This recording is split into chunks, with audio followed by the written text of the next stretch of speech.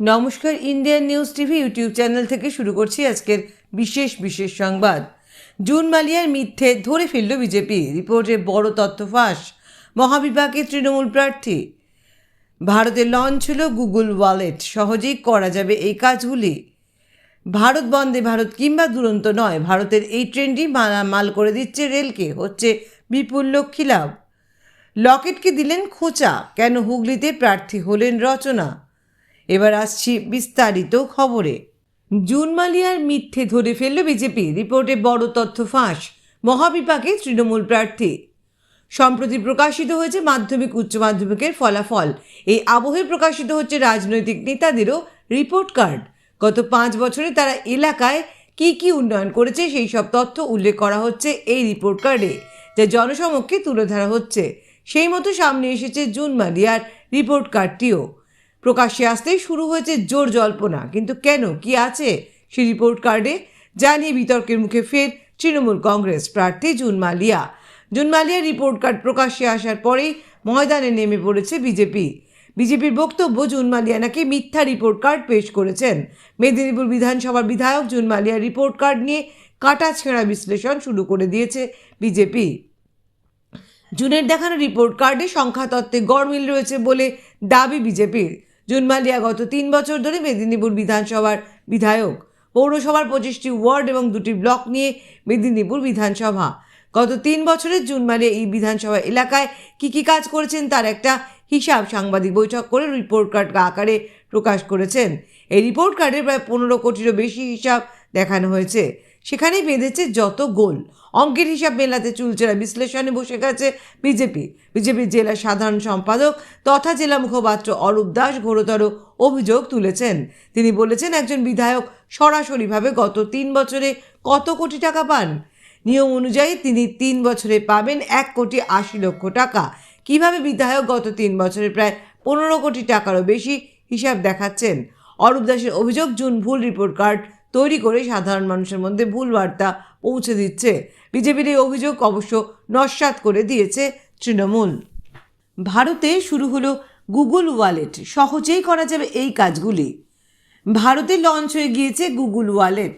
Google ইন্ডিয়ার তরফে গত বুধবার ডিজিটাল ওয়ালেট পরিষেবা শুরু করা হয়। তবে গুগলের ওই ওয়ালেট পরিষেবা গুগল পে থেকে সম্পূর্ণ আলাদা হবে, যেখানে ব্যবহারকারীরা তাদের ক্রেডিট কার্ড থেকে শুরু করে ডেবিট কার্ড, গিফট কার্ড ইত্যাদি ডিজিটালভাবে সংরক্ষণ করতে পারবেন।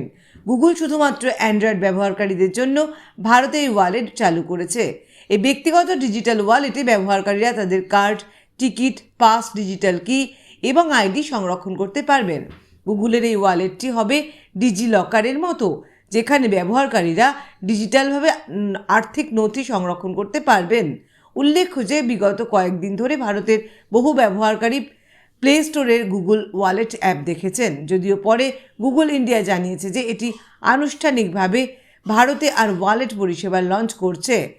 এটি কিভাবে কাজ করবে? ব্যবহারকারীরা প্লে স্টোর থেকে গুগল ওয়ালেট ডাউনলোড করতে পারবেন।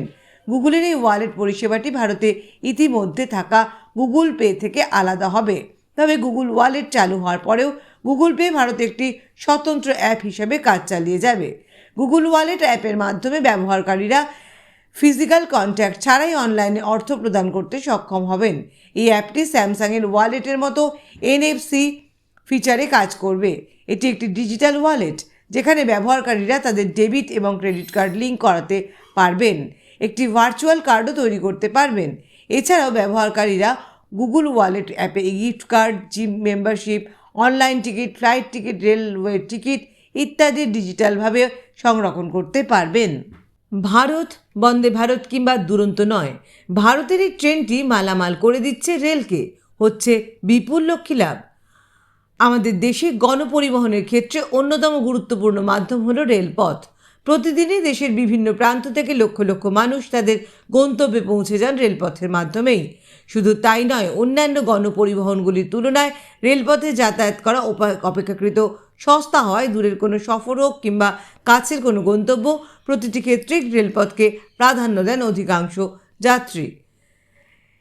এমত অবস্থায় ভারতের রেল বিশ্বের 4র্থ বৃহত্তম রেল নেটওয়ার্ক হিসেবে বিবেচিত হয়। তবে ট্রেনে আমরা কম বেশি সকলে চড়লেও আপনি কি কখনো ভেবে দেখেছেন যে ভারতে আয়ের দিক থেকে এগিয়ে রয়েছে কোন ট্রেন? আসলে অনেকেই এই প্রশ্নের উত্তর জানেন না। বর্তমান প্রতিবেদনে আজ আমরা এই প্রসঙ্গে বিস্তারিত তথ্য উপস্থাপিত করব। প্রথমে জানিয়ে রাখি যে বর্তমান সময়ে আমাদের দেশে রাজধানী এক্সপ্রেস থেকে শুরু করে দুরন্ত, শতাব্দী, এমনকি বন্দে ভারতের মতো অত্যাধুনিক সেমি হাই স্পিড ট্রেনের সফর শুরু হয়েছে। এই ট্রেনগুলি নিয়মিতভাবে যাত্রীদের পরিষেবা দিচ্ছে। এর পাশাপাশি প্যাসেঞ্জার ট্রেন এবং মালবাহী ট্রেনগুলিও পরিষেবাও নিরবিচ্ছিন্নভাবে চলছে। পরিসংখ্যান অনুযায়ী জানা গিয়েছে যে আমাদের দেশে এখন প্রায় 13,000 ট্রেন চলাচল করছে।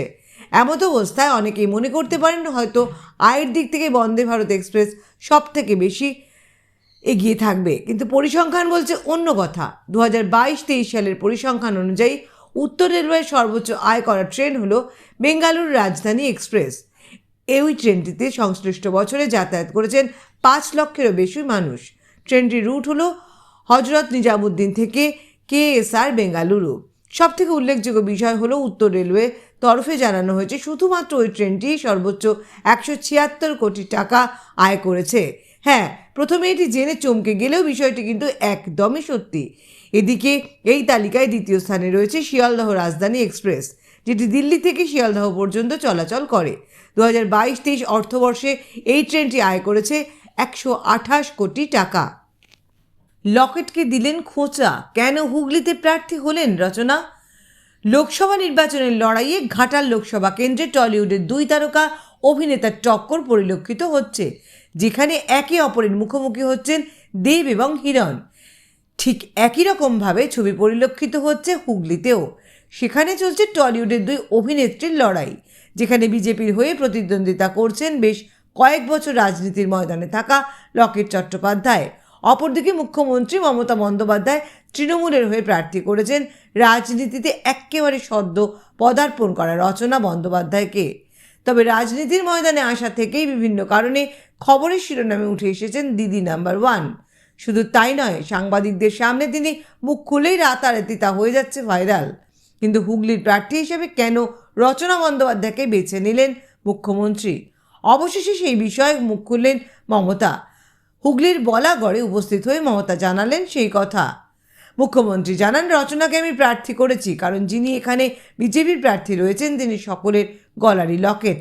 তবে এই বলার সাথে সাথেই তিনি আরও জানান যে আমি কিন্তু খারাপ সেন্সে না বলে ভালো সেন্সেই বলছি, আর আমি এটাই বলবো অন্ধকারের উৎস হতে উৎসারিত আলো, তাই আমি রচনাকে প্রার্থী করেছি। এমত অবস্থায় মুখ্যমন্ত্রী সকলেরই গলার লকেট বলার মাধ্যমে কি বোঝাতে চেয়েছেন সেটা কিন্তু স্পষ্ট হয়নি। লকেটকে অভিনয় দুনিয়ায় বর্তমানে দেখা না গেলেও রচনা এখনও যথেষ্ট যুক্ত রয়েছেন কাজের সাথে। বিভিন্ন শোতেও তাকে দেখা যায়। এদিকে লকেট 2019 সালের হুগলির সাংসদ নির্বাচিত হয়েছিলেন। এবারেও টিকিট পেয়ে তিনি করছেন প্রতিদ্বন্দ্বিতা। তবে ভোট প্রচারের ক্ষেত্রে বেশ হালকা মেজাজেই দেখা যাচ্ছে রচনাকে, যেটি উপভোগ করছেন স্থানীয় বাসিন্দারাও। কখনো এই তারকা প্রার্থীকে মাছ কিংবা সবজি কিনতে দেখা যাচ্ছে, কখনো বা তিনি তার মজাদার কথার মাধ্যমে নিয়ে রাখছেন লাইমলাইট। আর এইভাবেই কমেডির আড়ালে রচনা থাকছেন খবরের শিরোনামে। তবে লকেট বেশ সিরিয়াসভাবেই চালিয়ে যাচ্ছেন প্রচার। স্থানীয় সংবাদ এখনের মতো এখানে শেষ করছি। নমস্কার।